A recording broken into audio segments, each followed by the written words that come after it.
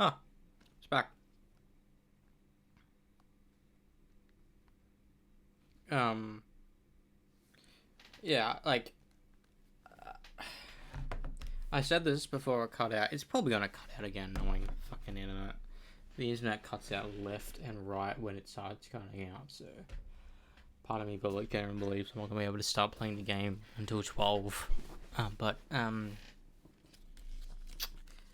the biggest disservice was not at least telling people that you have two films ready to be shipped. So people will be like, oh hey, we have this film and this film back to back essentially. Remember, because initially both the Kang Dynasty and Secret was meant to come out in a 6-month span, like these two films, and that I think that would have been worse than these two because, like, you need at least a year minimum between two ginormous films, and it's already been fucking 7 years since Endgame, so that a gap is warranted.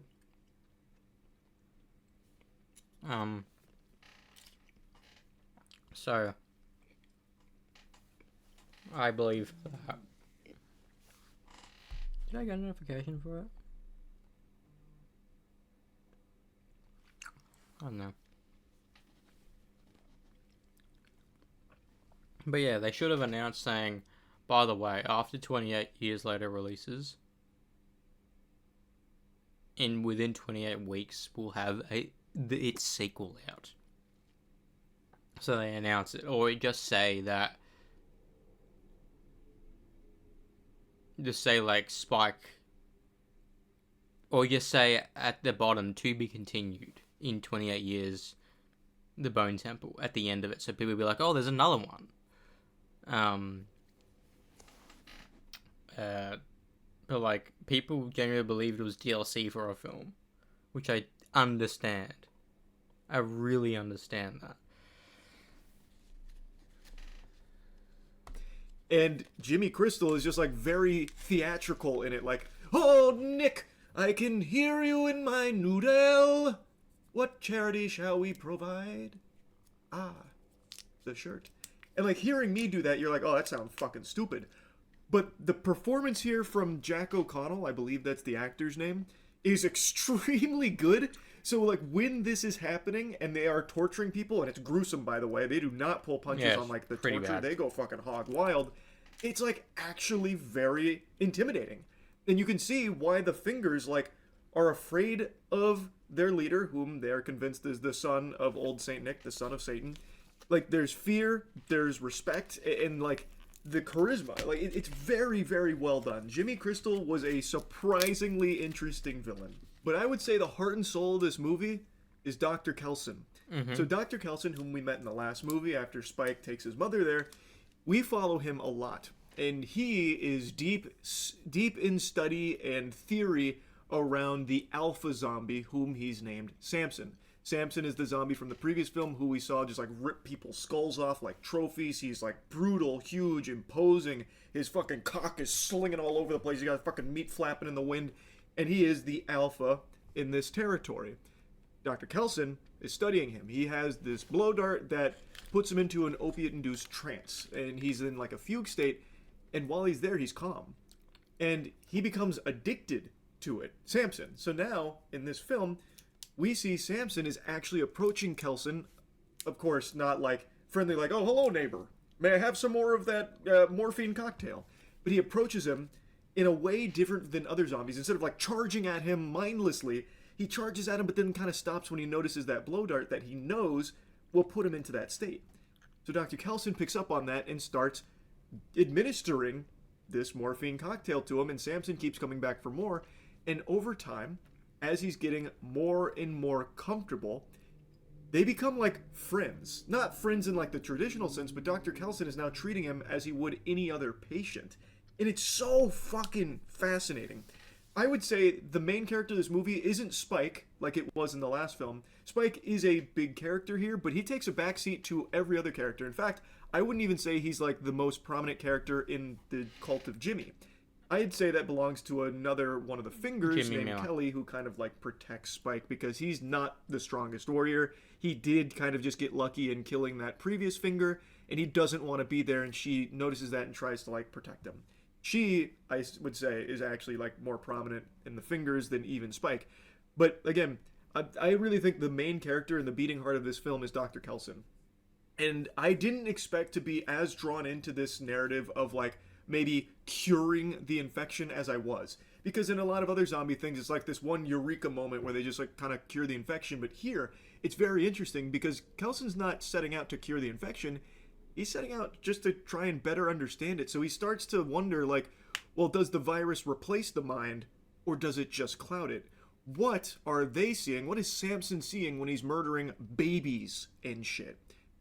Because the babies don't pose a threat to him, what would be compelling him to start murdering them mercilessly? And he starts viewing it more as like a psychosis and trying to treat it as such. And we see Samson, still very much infected, still very much the alpha, he's able to start being less clouded and actually gets out a word. He starts remembering things from before the infection. And it's just such a gradual shift that doesn't feel silly or like, just for the sake of plot convenience. It was really fascinating and it was done super well. I just, pretty much everything in Bone Temple, I think is an improvement over the last one in every possible aspect. I think it's a lot more gruesome. The action is a lot better. I think also does a better job in the horror department as well. I think it's more unnerving. I think you get more invested in the story that's going on because you care more about what's happening here. And it feels like it's setting itself up for some huge conclusion with the way that this one wraps up. It's very exciting. The first film, I felt a lot of it was style over substance, where they tried to do these very like artsy, almost like pretentious shots that don't really do a whole lot in the context that they're used in. Here, there's still a lot of great style, but there's a lot of good substance too.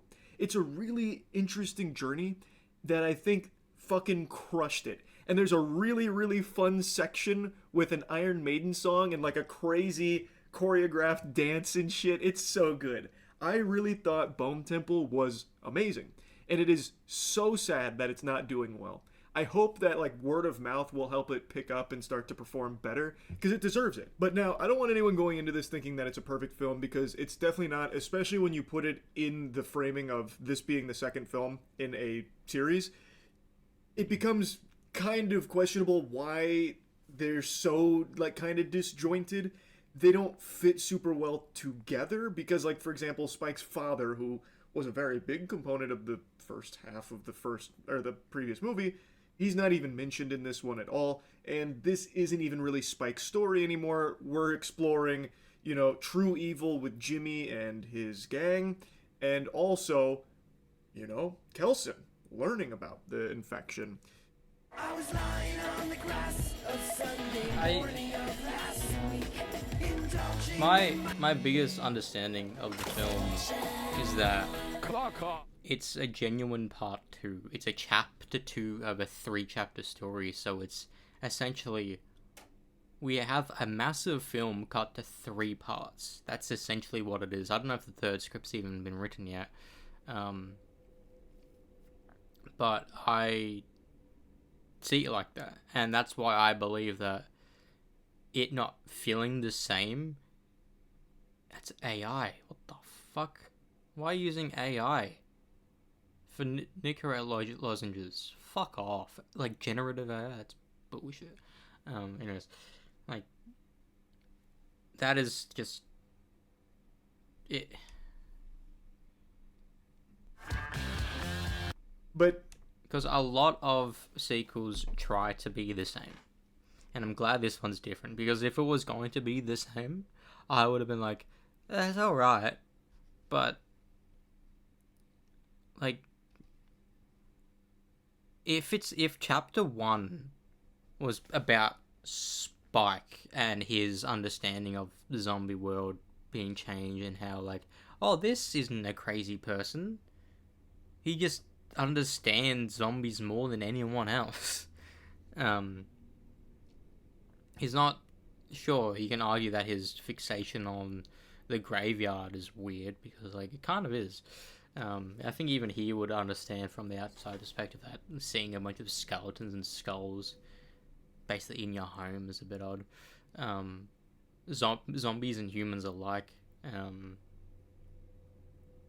But still, that scene of Spike doing it to his mother's skeleton was very emotional. But yeah, like, if the first film was Spike's perspective on everything, this one is the tonal shift for Kelson. It's Kelson's part of the story. Like, if you look at Expedition 33, part 1 is Gustav, part 2 is Verso. You know what I mean? Like, it's the same narrative, but it focuses on a different character, and I don't believe it's weak or bad because it shifts the focus, because that's what I think a sequel should do, especially with a big cast, you know?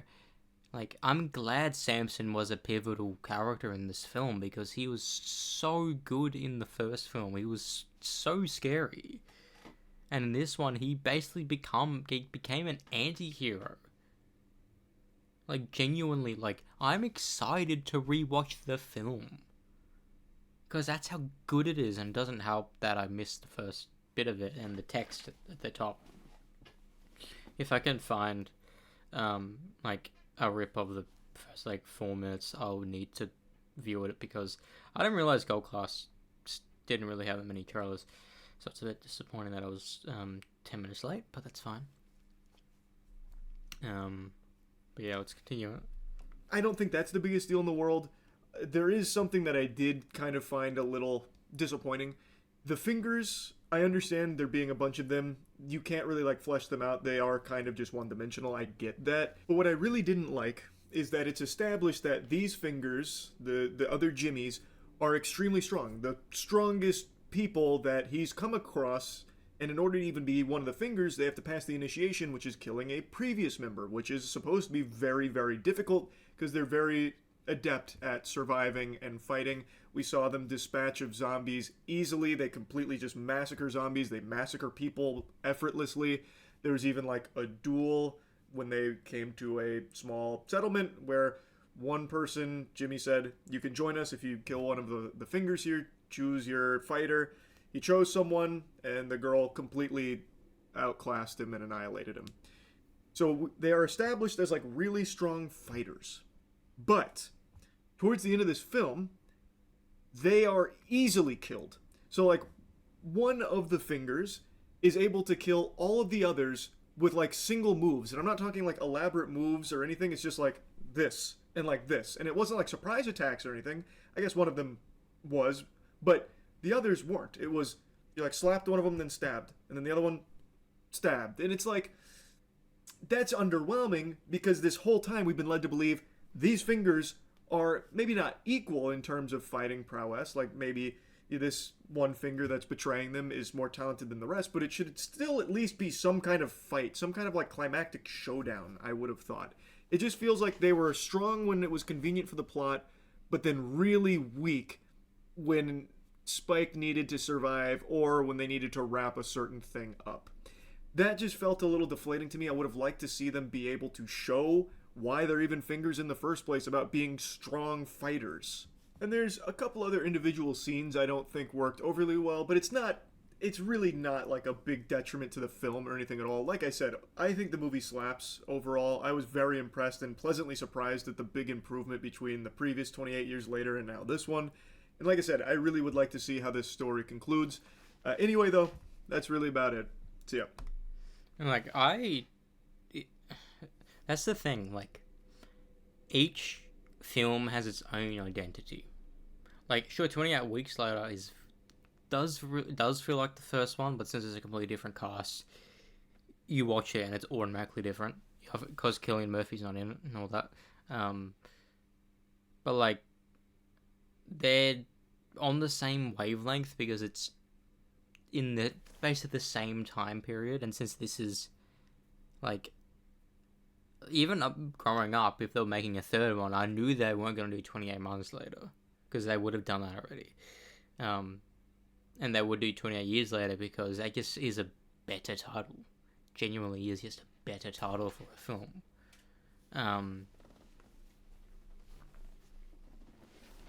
But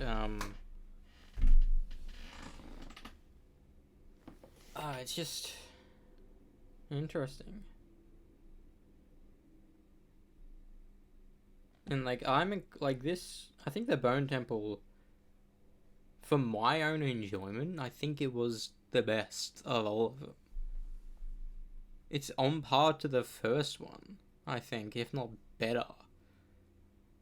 Because the first one's just it's very simplistic in terms of zombie films, because you can argue like it was made with a low budget or whatever, but it's very samey. Like, oh, a guy wakes up and everything's turned to shit, and he has to understand what's going on. They understand what's going on, and at the end, he's a fucking legit. He's a beast. He basically has the rage virus himself, but hasn't had the rage virus. And 28 Weeks Later was about different people, but if you have heterochromia, which is two different colored eyes, you have the key to curing rage. So I think they need to bring that aspect back, because that's just a gaping big plot hole began in the third film, or the second film, through their mother and through the second kid. And like there's so many, like I enjoy 28 Weeks Later, and like was it Rose Byrne? Yeah, Rose Byrne and Jeremy Renner's characters. I enjoyed them because they understood these kids are very important, and they legit understand that they need to live. Who gives a shit if I die if they can live? Because they have the key to potentially saving humanity. But then they escape the quarantine city where everyone's been living there basically in harmony for 28 fucking weeks. Like, they have functioning fucking planes, for fuck's sake, going in from country to country to get supplies. Like, it was basically perfect. But when those kids landed in, they're like, oh, let's go home, let's forget our stuff. Then they find their mother there somehow. She got bitten, obviously. She escaped somehow, went back home.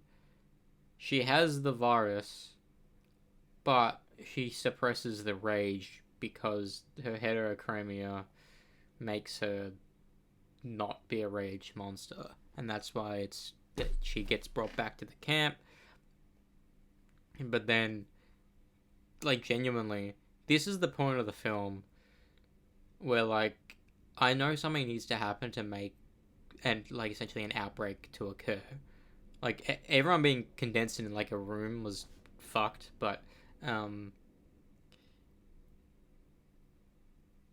not being any fucking guards. I don't care if it's like, oh, it's an apocalypse. It's not. It's not. It's like a raccoon city. It's only happening in the one country. At that point, it's just the UK.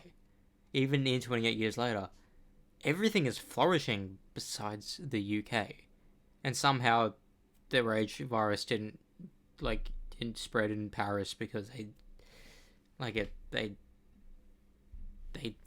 somehow made it work or whatever, and they drove it out of Europe because I guess people in UK aren't good survivors.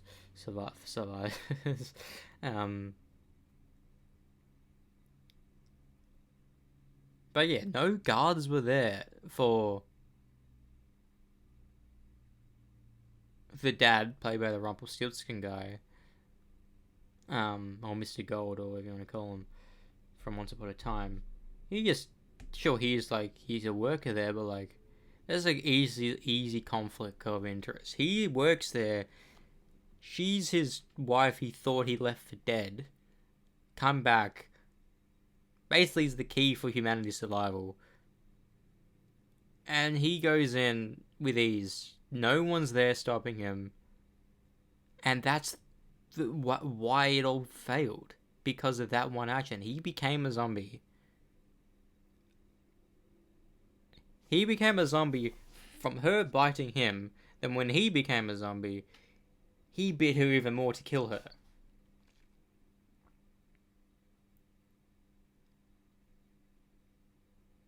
So, I do hope in the final 28 years film, they either reference them, the kids, because remember, they would have landed in Paris or some outside of UK. Those kids, I want to see at least one of those two kids being alive, and both of those actors have said they still want to do it.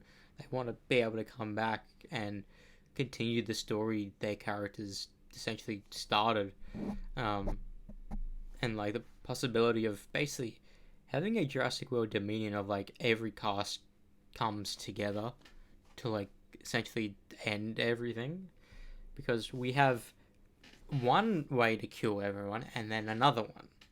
So if you mix them both together, it should be easy.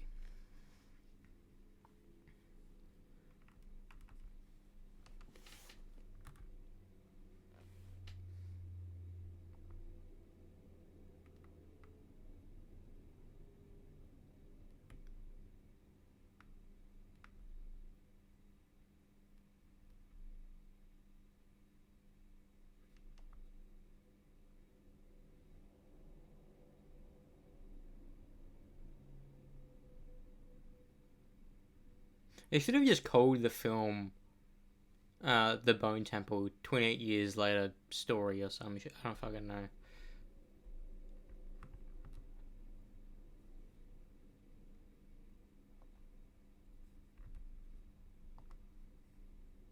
I still can't believe people did not know this film was coming out though. Because not only did I find out about it due to me looking it up online, 28 years later, but also I got a shit ton of.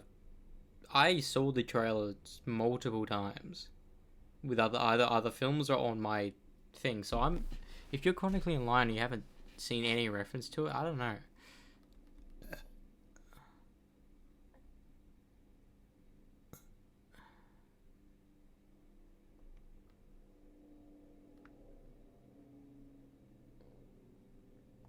Yeah.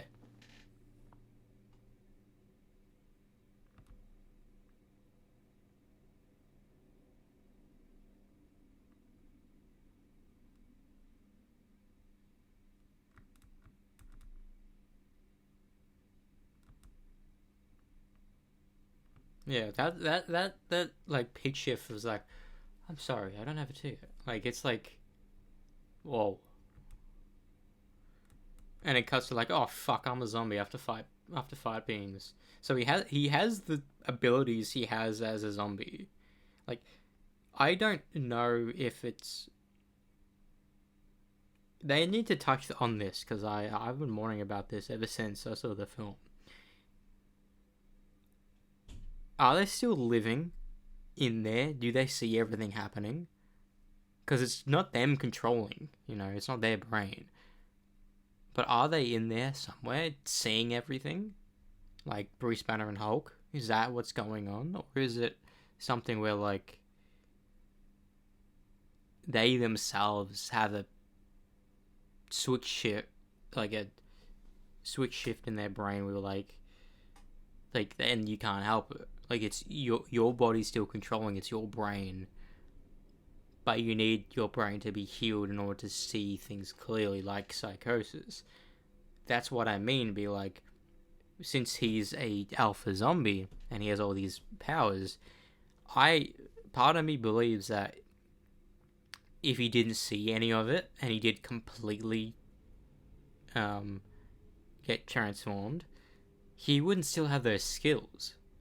He wouldn't, right? Also, they do need to touch on the fact that cannibalism is, like, repeated cannibalism or some shit is, like, very bad for the human body.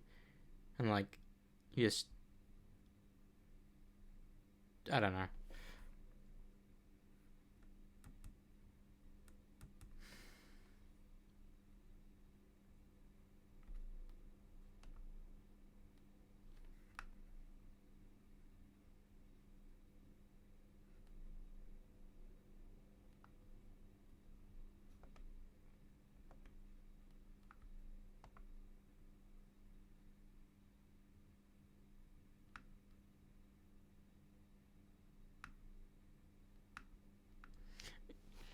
Yeah.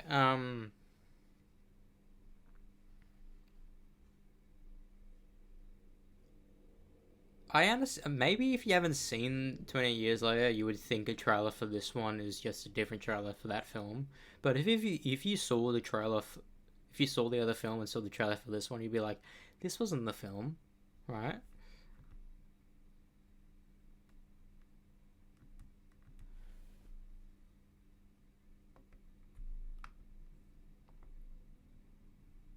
Mm.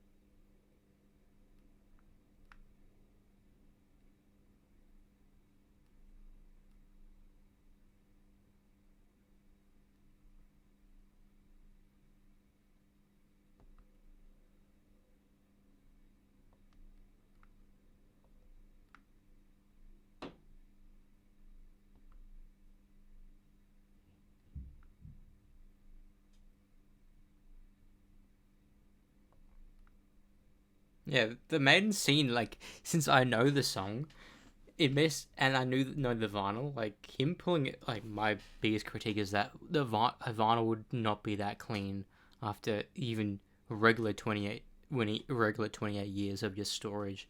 Like it's just that's not how packaging would work, especially if you do listen to it repeatedly or not.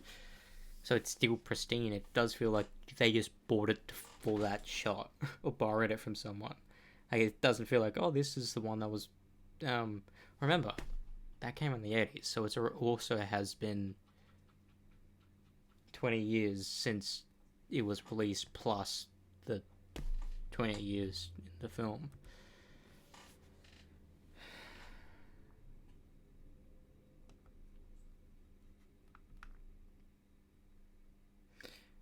I hope other people believe or understand the film and the same as my eyes do. That doesn't make sense because like saying this is the fourth movie is correct, but it's not that. It's part two of the third movie, so it's still the third movie in my eyes.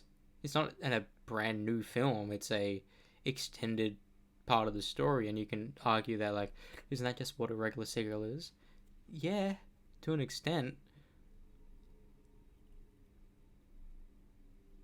But I think if they should have titled this film 2.8 years later, part two, or whatever, or something like that, to like have some like oh this is something else. This isn't the other film.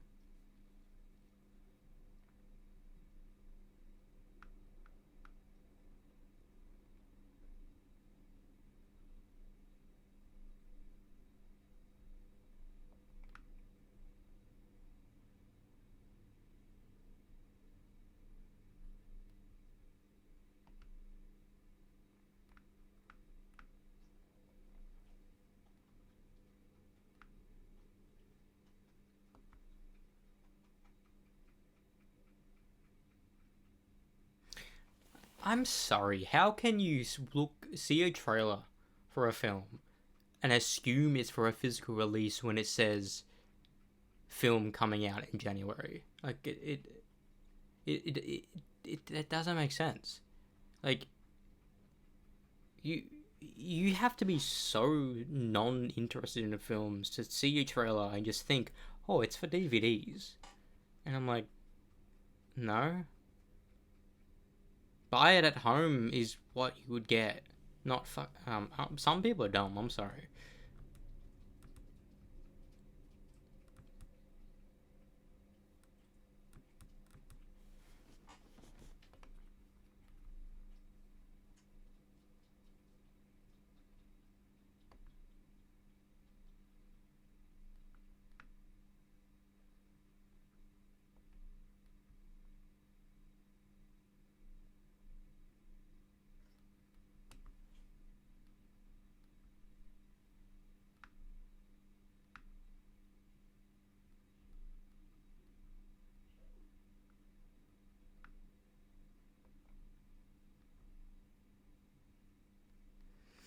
I'm just sad that Ray Fiennes might be in the final one.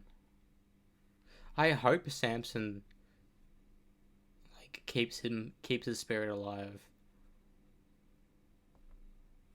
And I hope that he's 100% cured now and not like he can't revert, because that's what I was afraid of, like, because he pulled off his shorts and he didn't put it on again. But no, he's still a zombie, but he has the zombie abilities, but he's a human again. I can hear you in my noodle. And let me just put those fears to bed. It is not. This movie, I think, is much, much better. Another thing that I think is working against it is how quickly it's come out since the last one. It's only been 6 months. I think it's 6 months, somewhere in that general ballpark.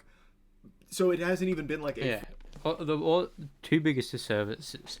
One, it didn't really say it was like, usually when a movie's coming out early in a year, people know about that film coming out nearly a year in advance.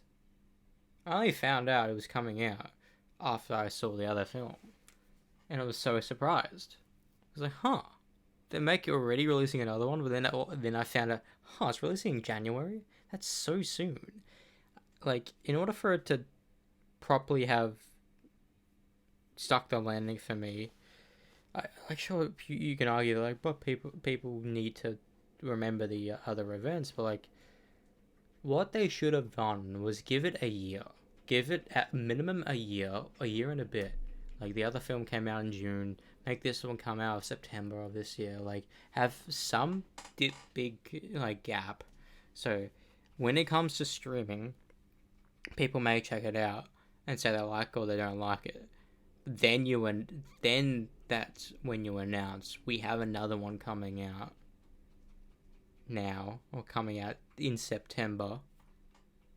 Come see it or whatever. Like, I don't know whose idea was it to market it in the way it does. It's like, having a sequel for a film come out 6 months after the other is so unheard of that it's almost an impossibility for making any money, because a lot of people saw the other film. But I don't think half of the people who saw the other film even knew about this film coming out. And the reason why I know this film was coming out was because other films in cinemas I was watching, and I'm an avid cinema goer. And a lot of people say they only go to a film maybe once a year, or once every other month, for a specific film they really want to watch on a Friday night or Saturday night. And I prefer empty theaters, to be honest. I don't, because any time I go to a theater where there's a lot of people in it, people are guaranteed to talk. People are guaranteed to, like, dumb shit. But, like, imagine the Minecraft movies. It's being in a packed theater for that. I would have hated it. Same thing with Five Nights at Freddy's. Like, I'm glad I watched those films in a relatively empty theater. And it's weird because I prefer empty theaters, but I want them to do well. And Iron Lung, which I'm going to be seeing on Friday, is, you know what I mean? Alright, that video's done. I'm gonna need to watch that film. There's a lot of films coming out this year. The Odyssey. There's a lot. I mean, a lot of films coming out.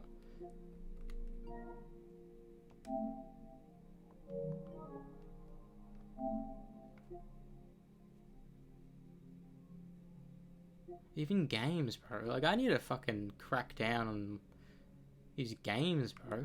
Because I'm gonna, like, just forget. Anyways, let's play for a wee bit, shall we? Play till 1, then I'll do. I mean, since I did have a nap before, I was incredibly tired. because I had to wake up at like I had an alarm for 6 this morning, in Brisbane time, but my uncle woke me up.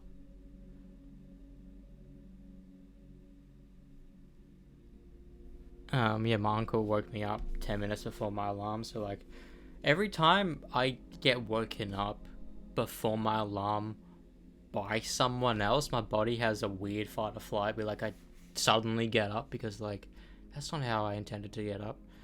And, like, every night I got, like, barely 5 hours, you know? There was a night where I accidentally stayed up to like fucking 5 to even 6 accidentally. No, I didn't plan for it to happen. It just happened because I was doing something, like I had to like edit something. It just happened, and I was like, I don't know how I've been functioning every single day with 4 to 4.5 hours of sleep, because if I get anything less than 6 when I'm at home, I cannot function. And the biggest thing I was worried about in those days was that I'm gonna have a headache the entire day, because I get headaches when I have lack of sleep, because I don't know the actual science, but I do. It's just a specific pain that I only get. It's the only specific headache pain I only get from lack of sleep, or whatever. And like as a result, every time we were in the car, my brain would shut off and try to sleep. It happened a bunch. I'm so glad I dozed off on the plane. I listened to Death Above Life, but I think during the actual Death Above Life song, my brain understood I didn't really like it, so it shut off, and I fell asleep. And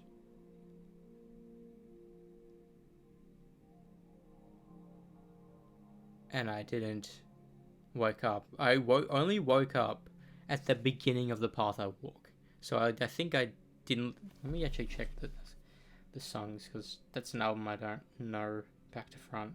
I want to, but it's not an album I know back to front. Death Above Life. So basically 2.5 songs: The Storm and Neural Collapse.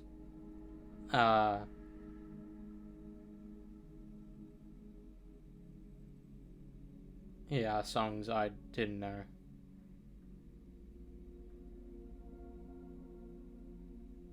But yeah, listen to the album today. Nerve is so fucking good. Like, whilst I love the Tales of War, I think Nerve could be my favorite song of the album. I think even reacting to it, I had this like, this is different and I like it. But yeah, I'm gonna attempt to play this for an hour and maybe hop on to GTA. I don't fucking know. I don't know. Because last time we played this, I only found out that we were at the beginning of the DLC, not at the end. I was already played 4 days at that point. And part of me believes that if I was still playing it every night since then, I'd still be playing it. Because people have said it's a 20-hour experience. And I'm like, what? What do you mean it's a 20-hour experience? It's a fucking DLC. Why is it that fucking long? I prefer a 20-hour game, not a DLC.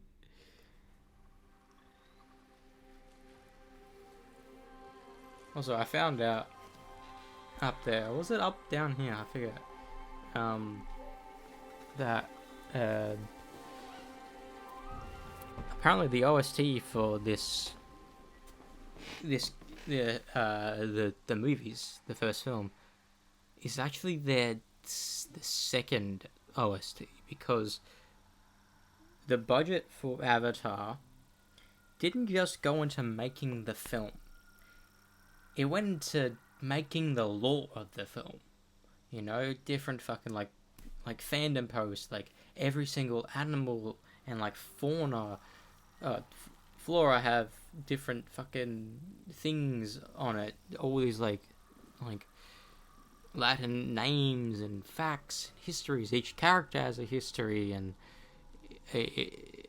um, and just like what actually happened to Atiri's sister, and what happened to the during the life of Jake and Jake's brother and Norm on Earth. Like,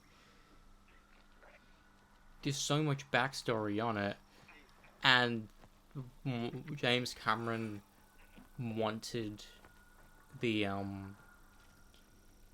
the music to be reflected of going to somewhere else and hearing how music for a completely different species could sound like. And whilst the music is nice of the film and it does serve it well, he said that he wanted something alien and he got something alien and he didn't like it, so he said, "No, I don't want it."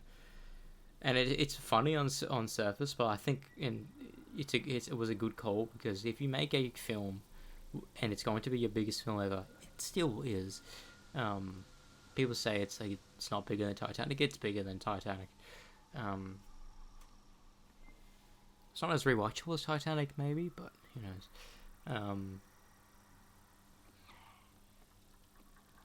But like, I do kind of want to hear that music, because if it's something so if it pulls you out of the film,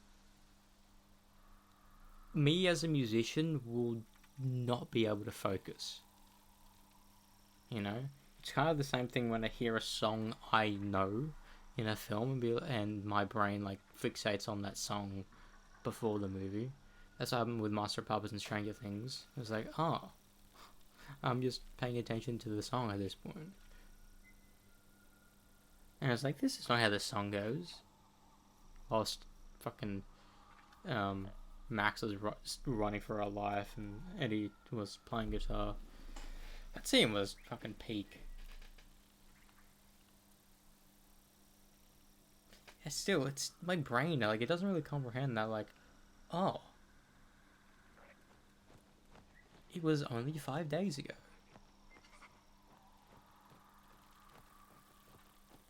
What the fuck? Like, it's like, I knew it was gonna be a quick turnaround. That's always when, like, trips you think about going for months on end. Then you go on it, and you're back, just like that. And then your innate understanding is like, I know I was there, but it doesn't feel like I left. You know, like right now. Like 12 hours ago, I was still on a fucking plane. Right? And I didn't get home until around 4, you know? Like, and by the way, I watched a bit of Shrek, because my cousin had it on. I watched the rest of it, basically. She left when dinner was there.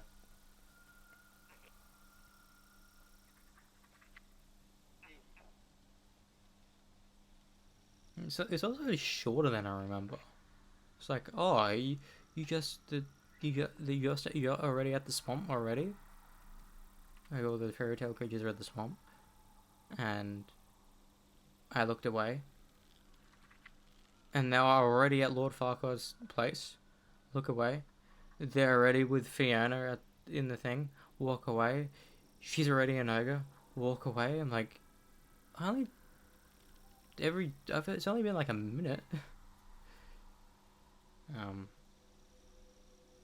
It's such a weird feeling. Like, since I've done this exact thing, sitting down here so many times, if not like hundreds of times, maybe thousands even, since 2019. Like, if I'd have done it every day for fucking 6 years, my brain's gonna be like, oh, this is the normal thing to do, so like, it will feel normal.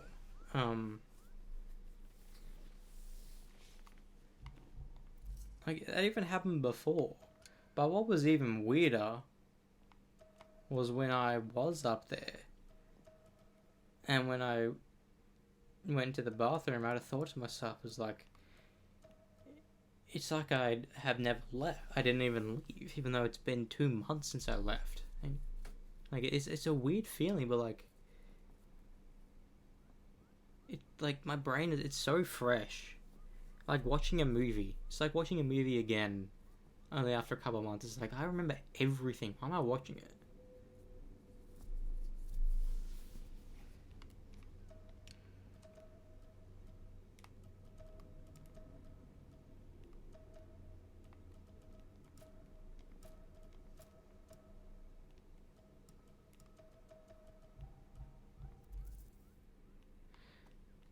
Where to? What am I doing? I could do a main thing or a side thing. I kind of want to do a side thing. That's what I was going to do.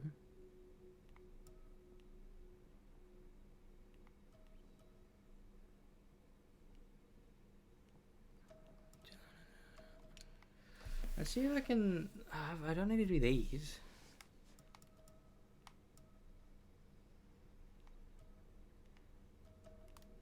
Let's just see what I'm at, where I'm at.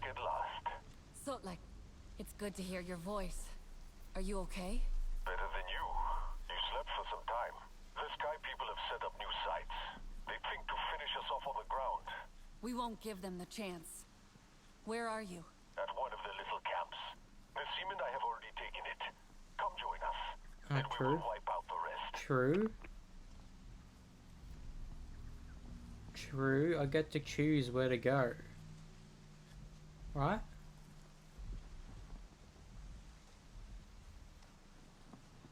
You are courting trouble. Do I remember that correctly? That there was 2 ways to go there.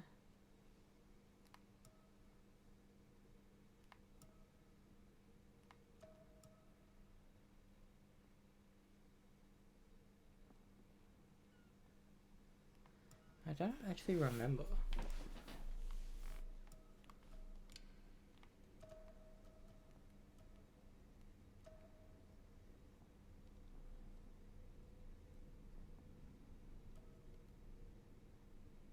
I need to edit the Orbital Culture fucking reactions, bro.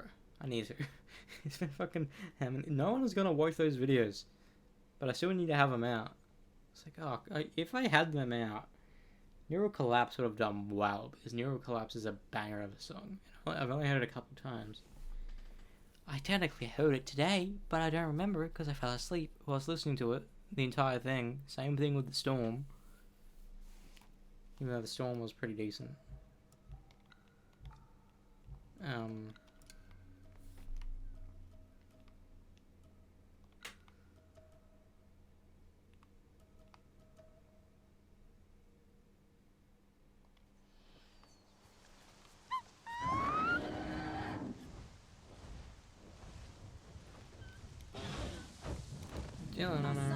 Should know better. Come on, Fury. Let's ride.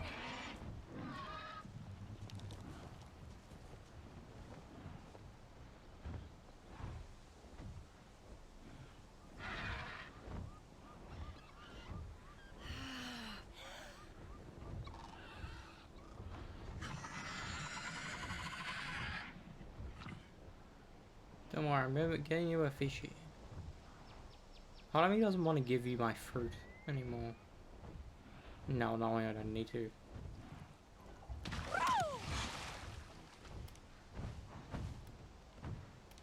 There needs to be a way to, like, have your Ikran not need food for, like, 4 hours, because it's kind of annoying needing to go around to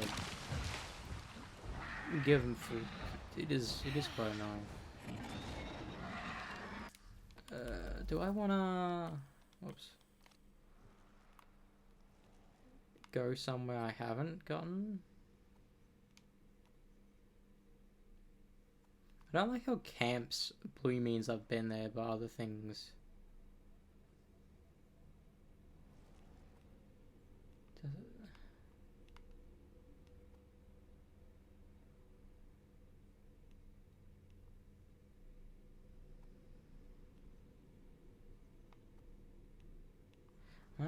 I'll do these.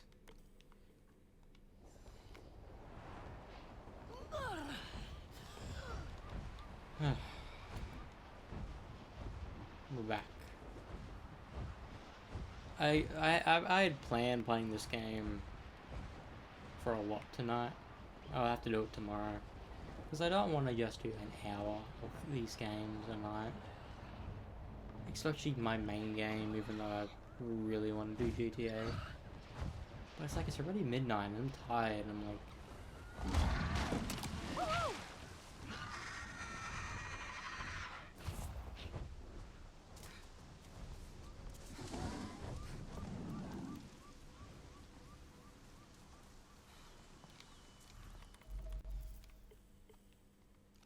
Oh, that's right.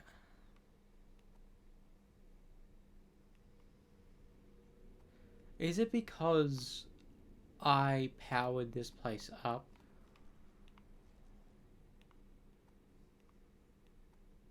Maybe.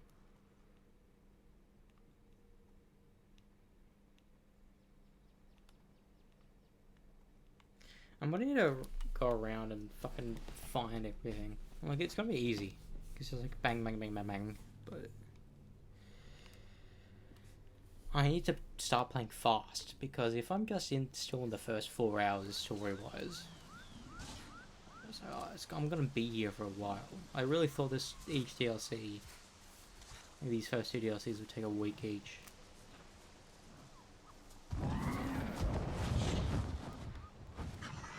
But no, I was evidently wrong.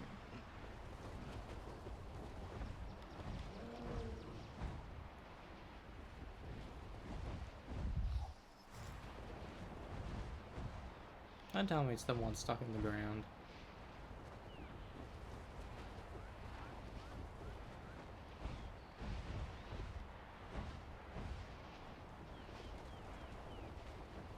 Hang on.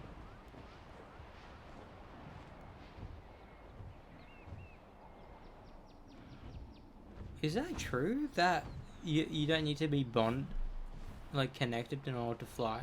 I thought you did. Wait. Wait. I need to look this up. I have 666 subscribers. That's hilarious. Avatar.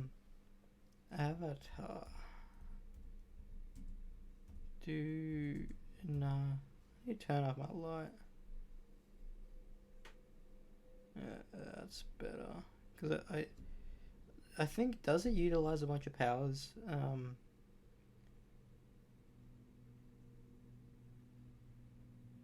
Do Navi need to be connected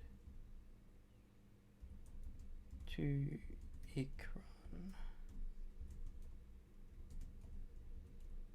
Like, is this... Like, it's just something I just thought about.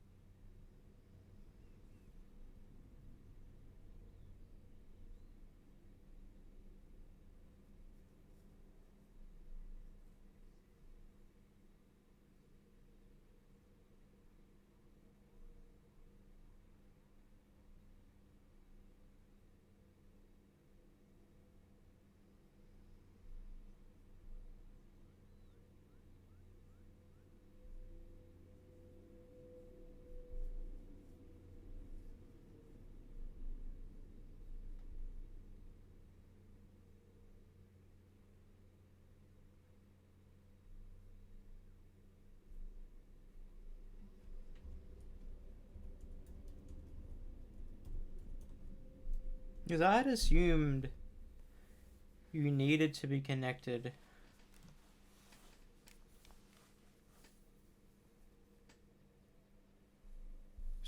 Like,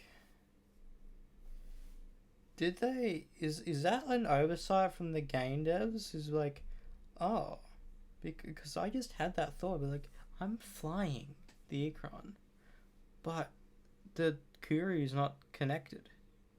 It's not. It's just it's not. So I'm like, what the fuck's going on there?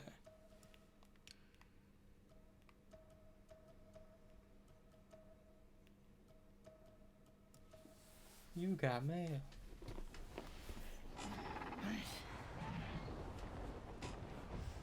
Like, it must be different from Dire Horses because every Dire Horse is new and Ikron's for their life.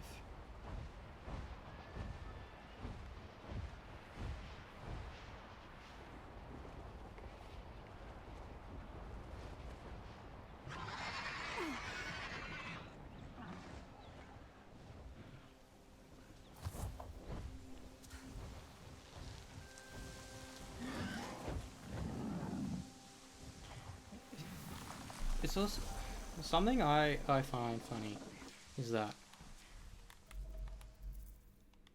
how can me as a person, I can listen to music, right, and not like it / like it or whatever, but when I really do like it, after 2 listens it gets stuck in my head and makes me want to listen to it.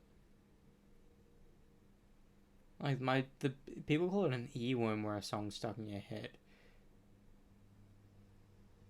And the one that's stuck in my head isn't necessarily from me hearing it. It was because I was fucking around with the TV yesterday because I wanted to check if I could play my guitar through GarageBand through the surround system. I tried it here, but I forgot that I couldn't do it. Because for some reason with HDMI cables, the sound through GarageBand doesn't want to work, but every other sound does. So the song I was playing was Shut in the Dark from Corey's To Be or Not To Be album. So it's like a B-side album, but it's technically his 3rd album. I think it's actually my favourite of his releases because there's a bunch of covers and re-releases. It's pretty cool. And new songs. But the song after Shot in the Dark, I didn't even listen to it. Last time I listened to it was on the plane to Brisbane up there. So it should have been stuck in my head before. But it was stuck in my head. The song that's stuck in my head is Stay Calm. And like, just since then, I can't help but think of Stay calm, stay gone, and the riff. Stay calm, stay gone. I don't know why. It's so simple. Also, can you choose to believe that the Corey self-titled stuff is, or his solo work are Stone Sour work? Because everyone in the band is the same besides, and there's a lack of Josh around. I think the drummer's the same and maybe even the bassist is the same. So everyone but the guitarist. That means you can argue fucking Alter Bridge is just Creed, but it is. People know that. But then they never play Creed. Because like Alter Bridge is a completely different band from Creed. And I've never really liked Creed, and I really like Alter Bridge, because the riffs are more metally than fucking, what do you want to call it? Country rock. Like, put on Metalingus, and compare that to fucking any other song.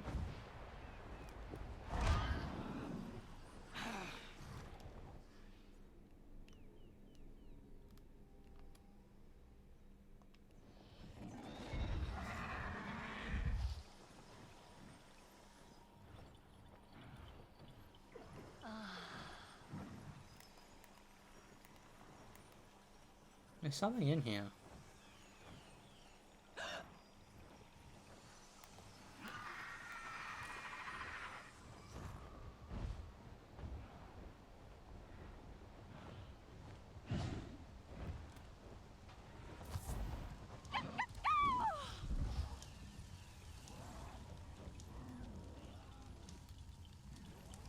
Unless it wasn't here.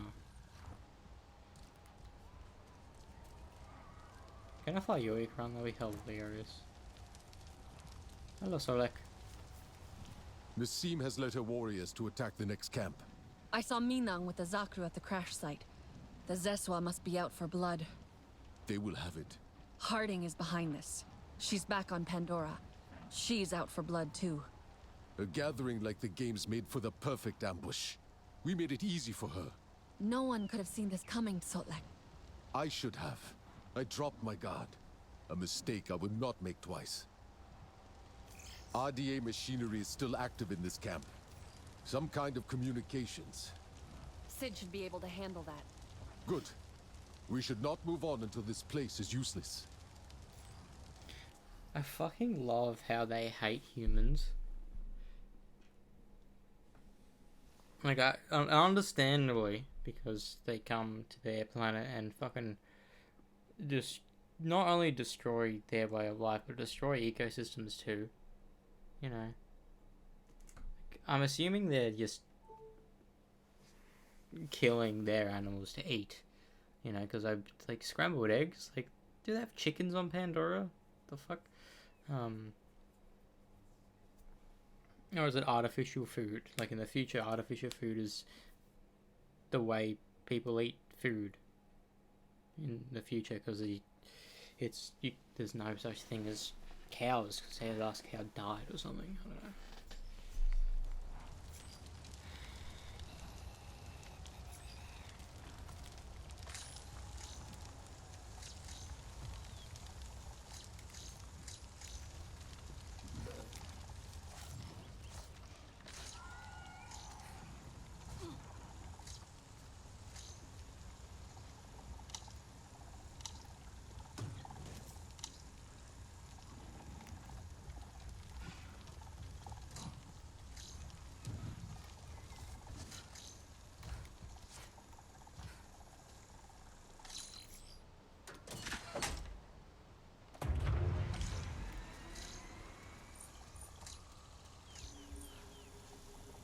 Still jammed.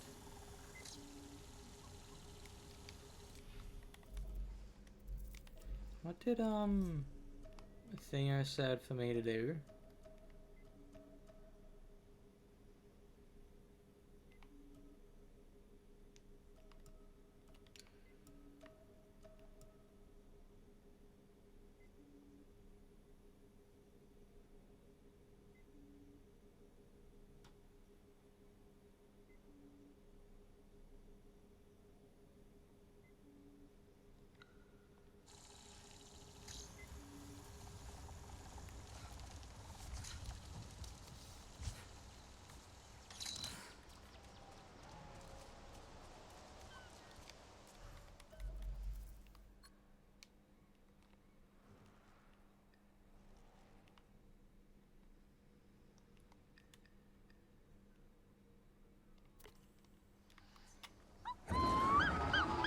Don't worry, I'll be back. Because I want to disable everything. Careful.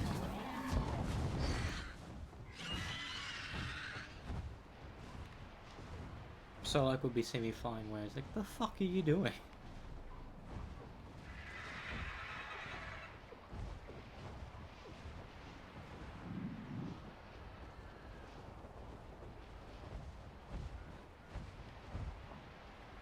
You know what I unfortunately was getting into the other day, which made me stay up an extra hour without me wanting to, is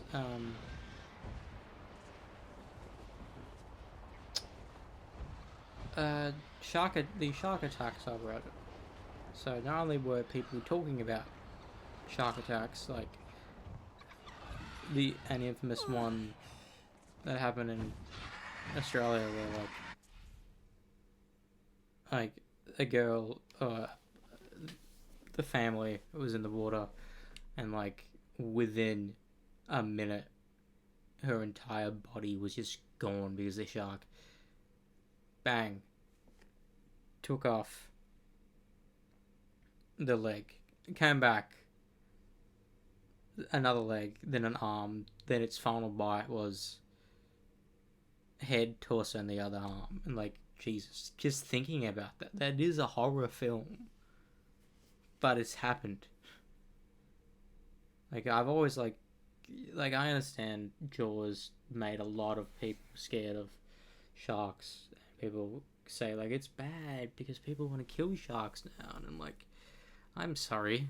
Like, the survival rate from a shark attack may be high, but like, I'm sorry. Like, I think you'd be traumatized for life from a shark attack.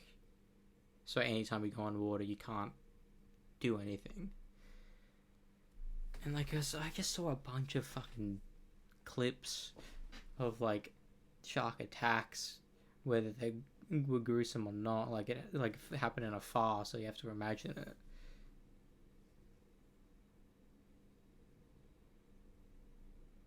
And like, I think the clearest one I saw, I didn't actually see anything happen, but I saw them, the guy in the water, and a shark there, and it was very close to land, so a lot of people saw it.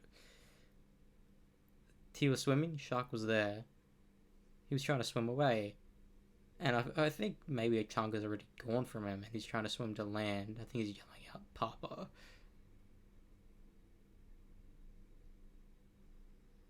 And I think that guy died in that because he got flipped upside down, his legs got like twirled, and I think he was able to come back up to try to swim away. And like, usually a shark doesn't do it on purpose, but what was even odd here is that the shark came back at him again, and that's most likely when he died. Like, it's like, bruh, genuinely, the worst way to go is being essentially eaten alive. That's why, it's one of the many reasons why I don't like the sea. It's about fear of the unknown, plus horrific fucking stories. It's also why I don't really like going on a plane, because like, I have no agency to save myself if something happens. You know, if we crash, sure, I don't think planes are designed where like if they crash head on, you die from an explosion or whatever. Maybe they are, I don't know, but like, no one wants to die in a plane. Like, whilst in my ideal world, I'm touring, would I get used to flying? Like, sure, I see that so many people have been flying left and right to go to gigs from forever, but like, still, it's been like, I can't help but think of the few people who did die in a plane crash. Look at Leonard Skinner and Randy Rose. Scary.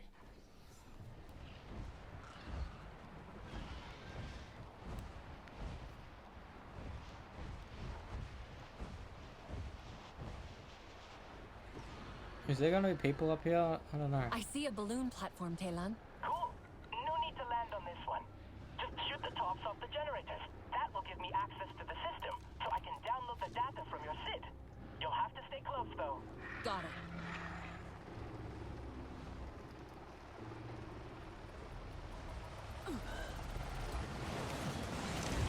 Oh shit! Holy fuck! Holy fuck! Okay, Fury. Eyes open. Bro, what the?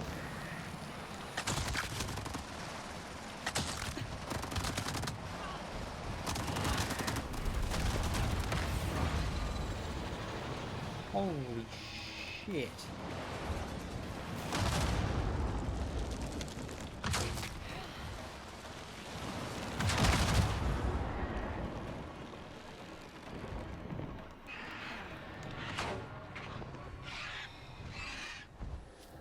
Huh. Huh. Huh.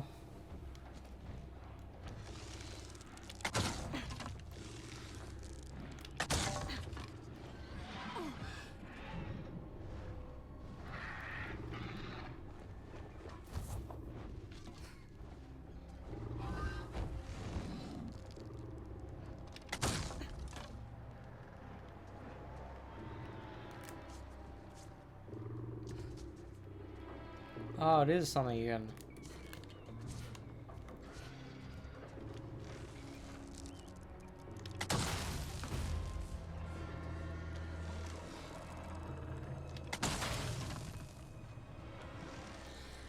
That's all the generators out, Thaylan.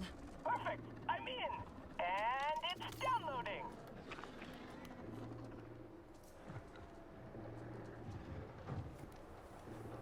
I think landing is much easier. Download complete, but we still need the other two. On it. I don't know, it's fucking scary. No, everything is fucking scary in this game, bro.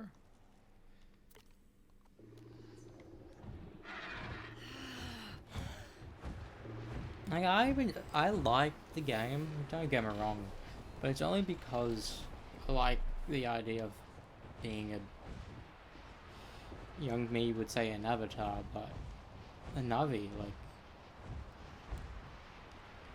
like imagine humans have the ability to have agency in flying a beast like this, like a big bird, a pterodactyl. Like, I don't know, like legit, it becomes the ninth wonder of the world.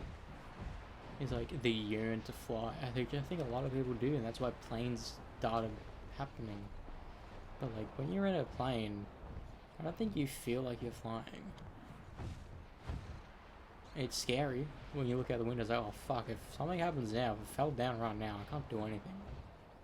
Even if I had a parachute, like I don't know what I'm doing.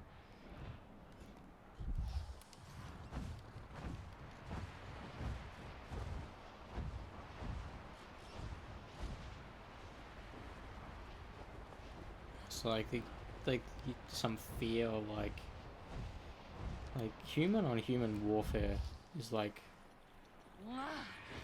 never going to stop. So like I'm like forever gonna be afraid that a plane is gonna just purposely Thaylan, shoot down a plane. I think I see one of the balloon platforms, but it's crashed on the ground.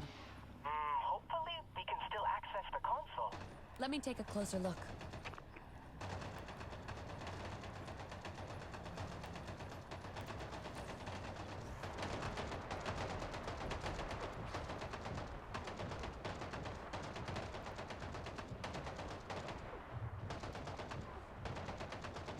Are those tentacles?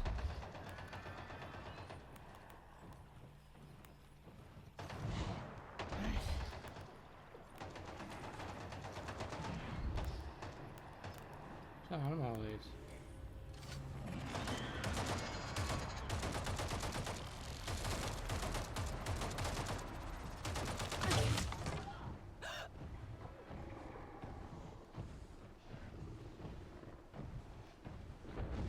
Okay, Fury. Eyes open.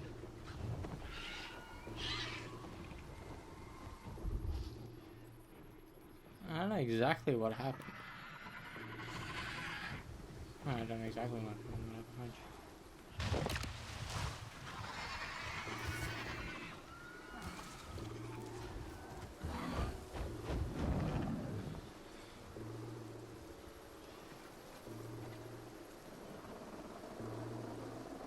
Got it! Only one more to go. Audience will be on alert now, though. Oh, fuck off, bro. I don't want them to be on alert.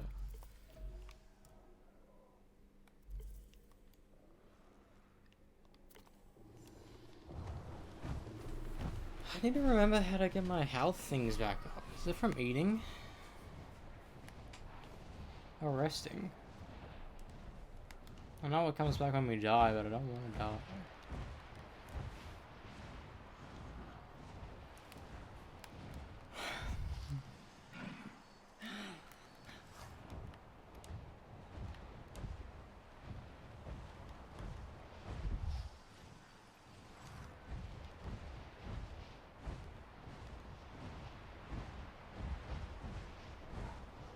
That's a lot.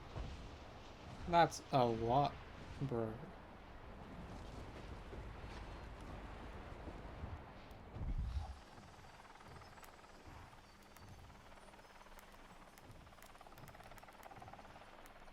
There's 3 birds.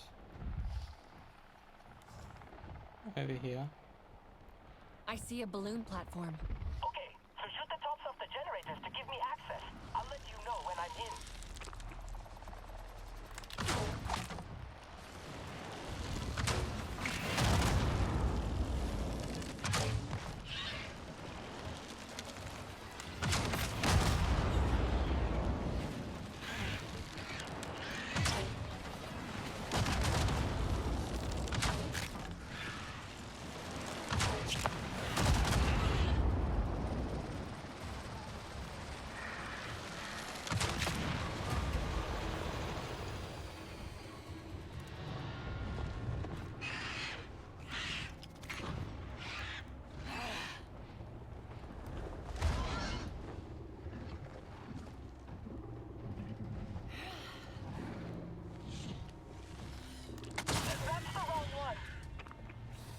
I mean, that's the wrong one.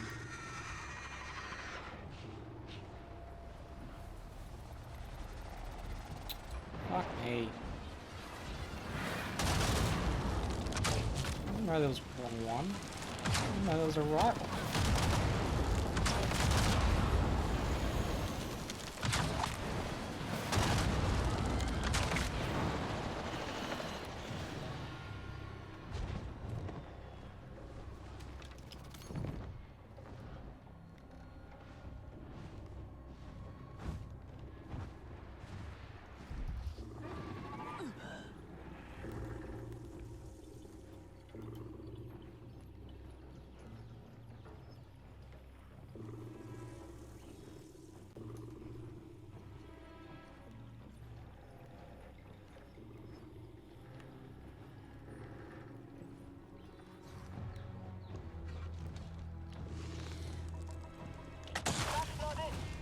What the fuck? How am I meant to know?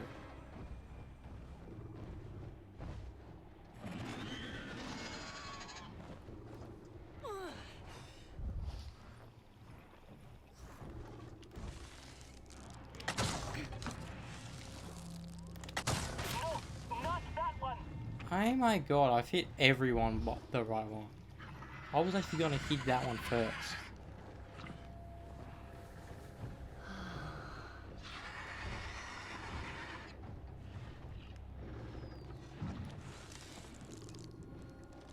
That's it. Downloading now. Remember to stay within range.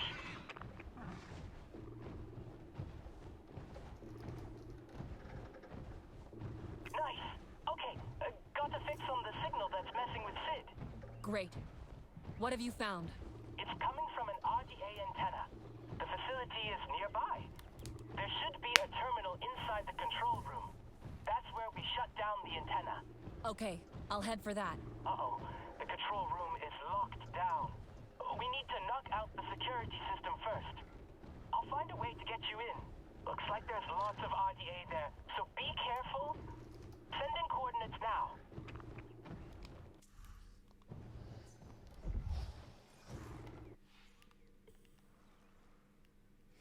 It's fine. I wanna kill some mofos.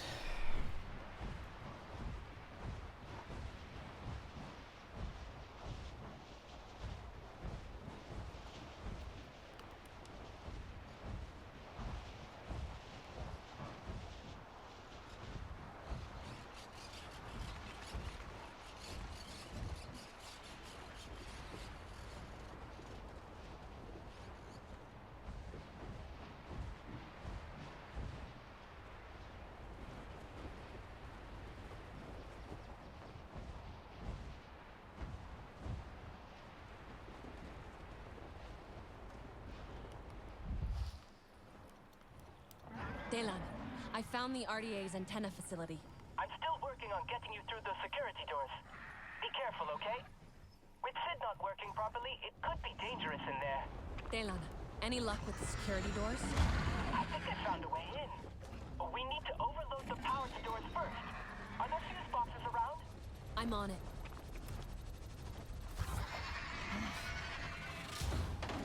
Oh shit.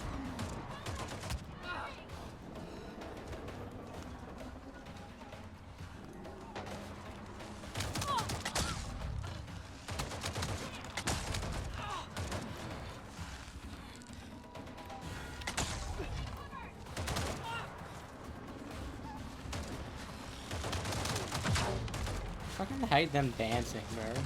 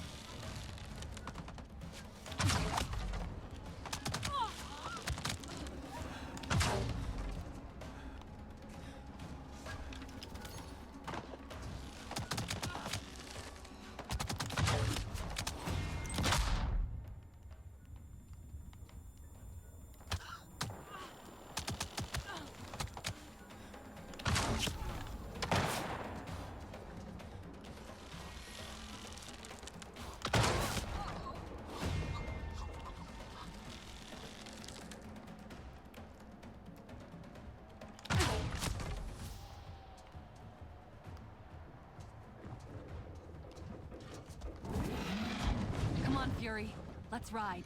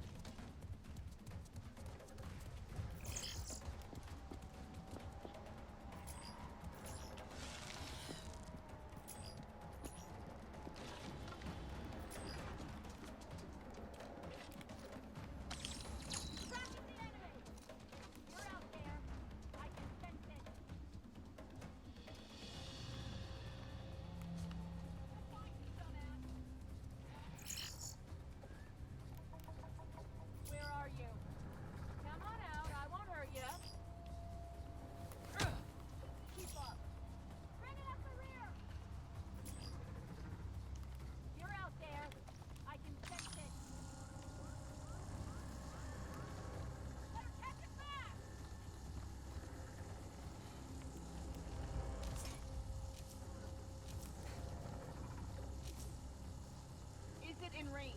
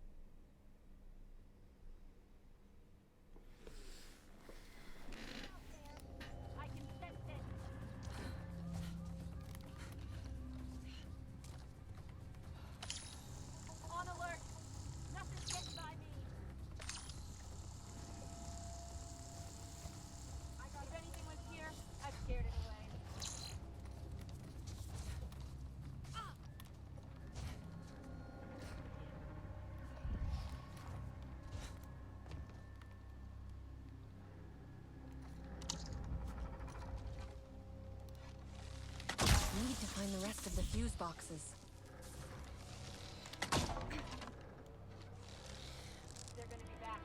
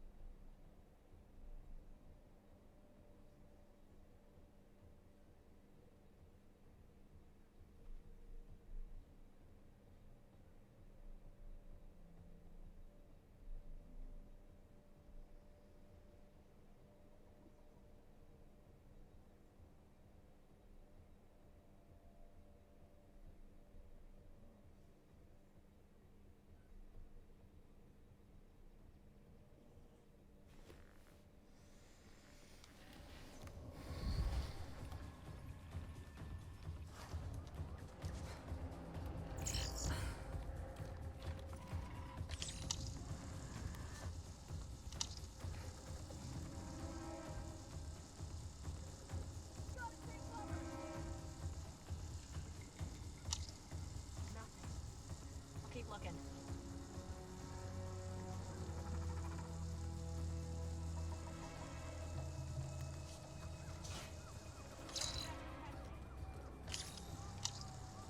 I'm so confused.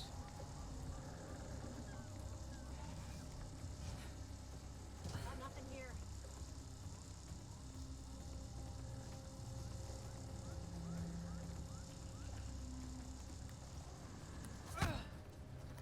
I'll get him. Just a matter of time.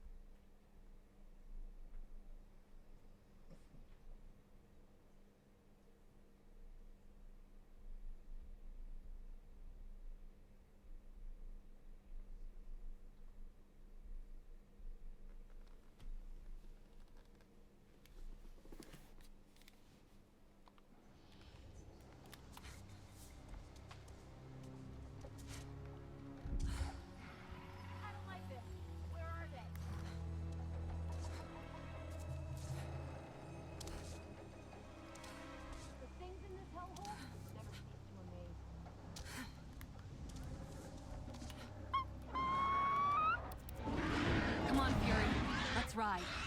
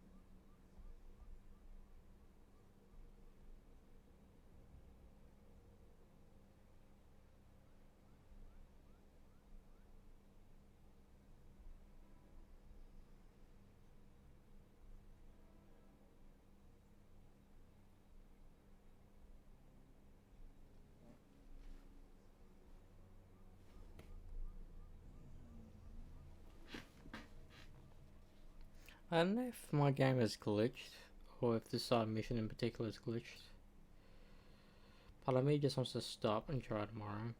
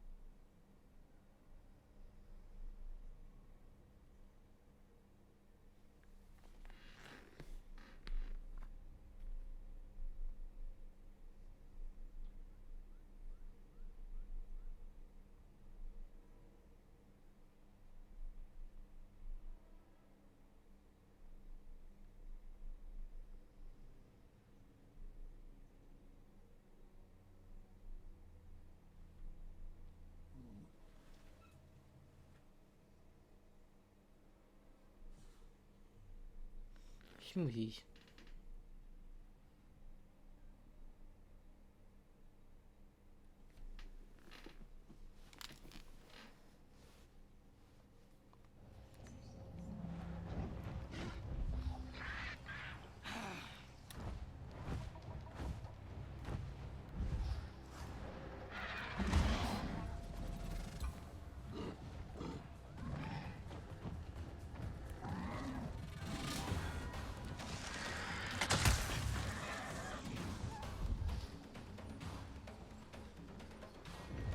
Okay, Fury.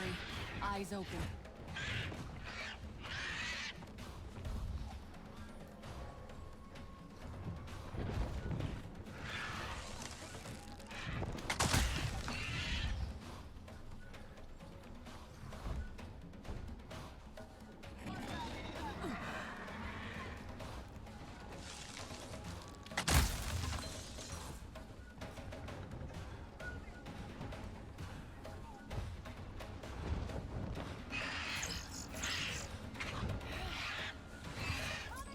That's all the fuse boxes, Delan. What's next? That should have exposed the main generator. Hit that, and the electrical surge will cause a malfunction, big enough to disable the security system. That should unlock the doors to the control room.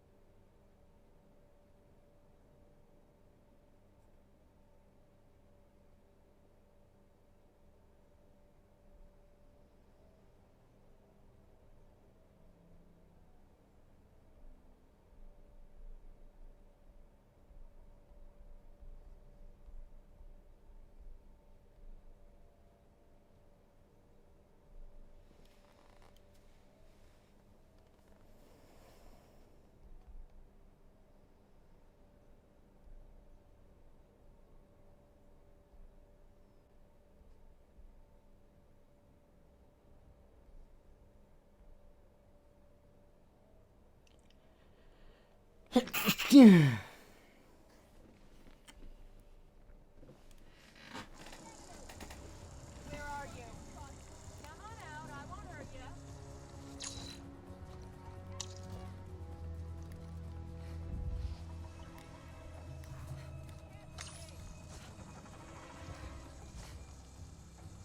You're out there.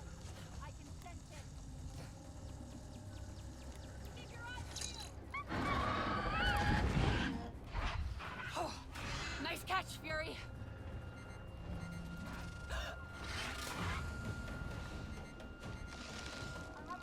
I think I did it. Now for the antenna.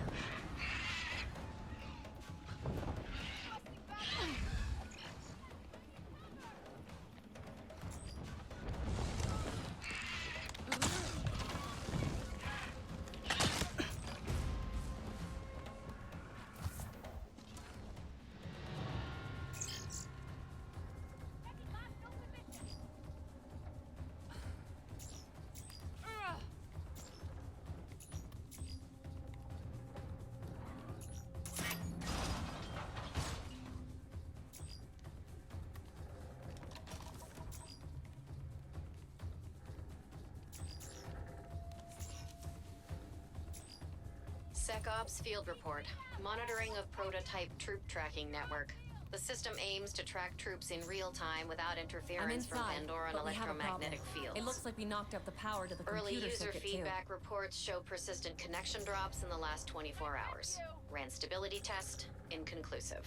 Also tested receiver, no fault detected. Appears to be an intermittent POC error, aka piece of crap technology nobody has time to get working properly. Must remember to delete that last bit. Oops, that's not good. Okay, got it. There's a backup system. You can use that to reroute power to the terminal. Okay, I'll take a look around.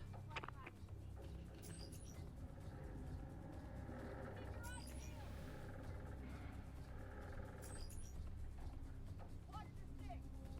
We got this.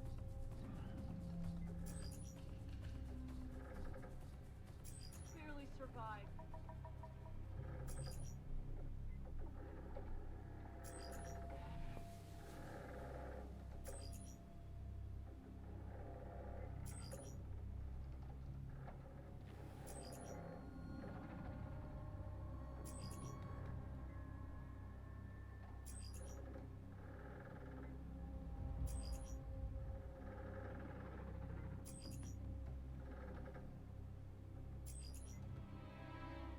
I don't know how the hell I'm still alive.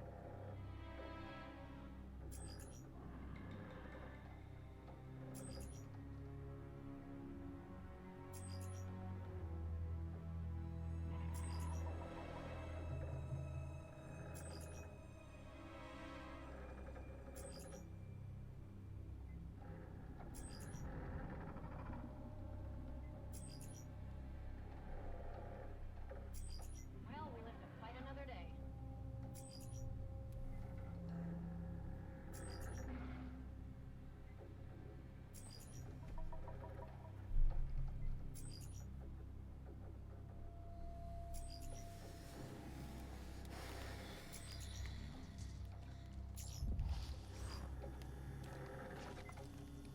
Still jammed.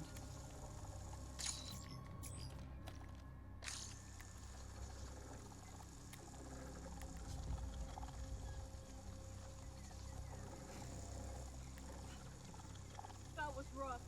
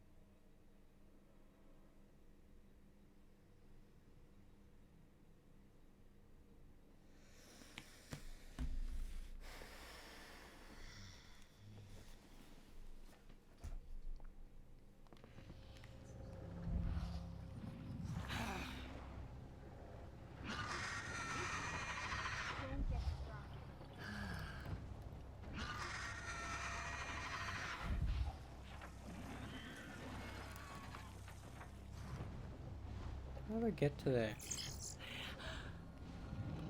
This hellhole? I was lucky this time.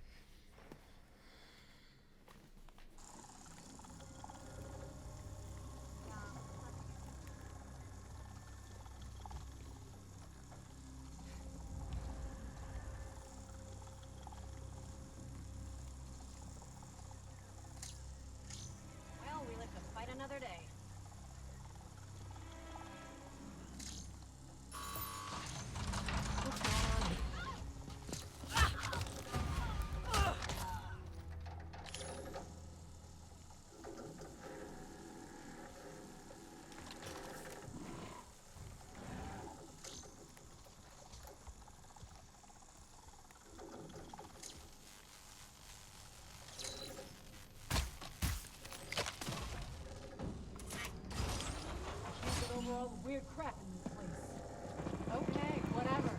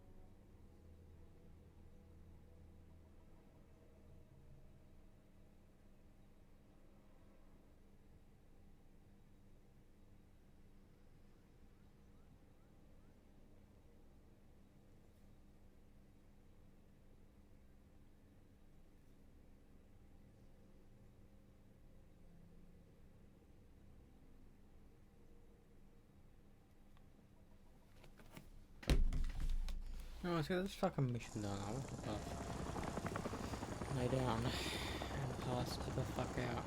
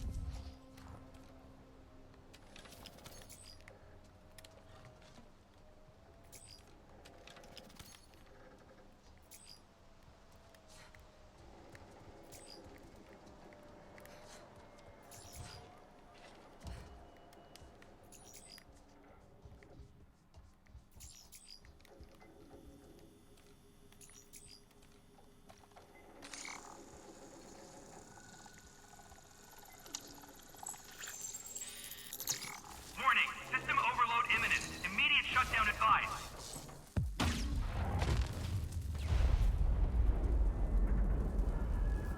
Daylan, it worked. Sid's coming back to full functionality. Welcome back, Sid. We did it! Alex will be proud. By the way, Alex helped me make some upgrades before Harding's antenna messed things up. Oh? That sounds promising. Yeah, I reconfigured some stuff. So, when you use Sid to glitch out an amp suit, it should take a little longer for the suit to get back online now. I hope that helps. Nice. I'll try it out next chance I get.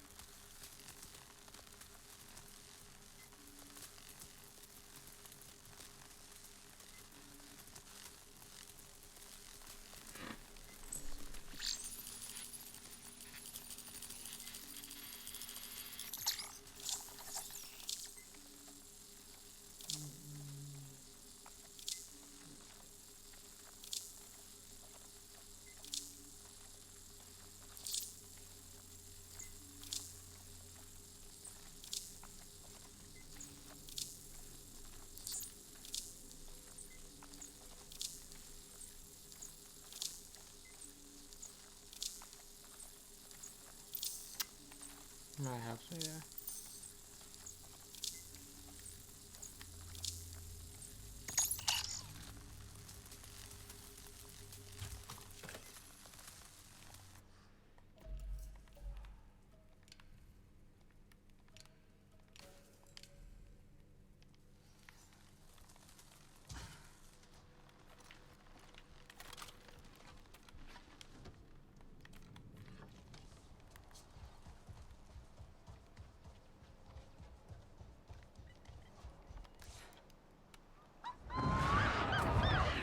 Come on, Fury.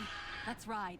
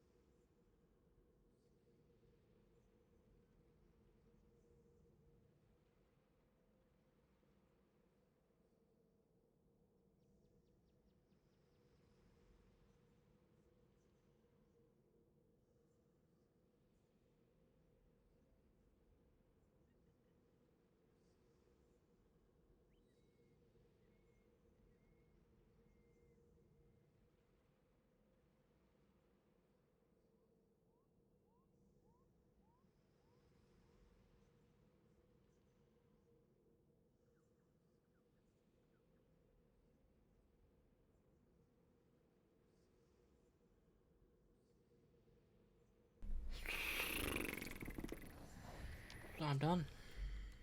That took fucking nearly 2 hours to do, but it's fine.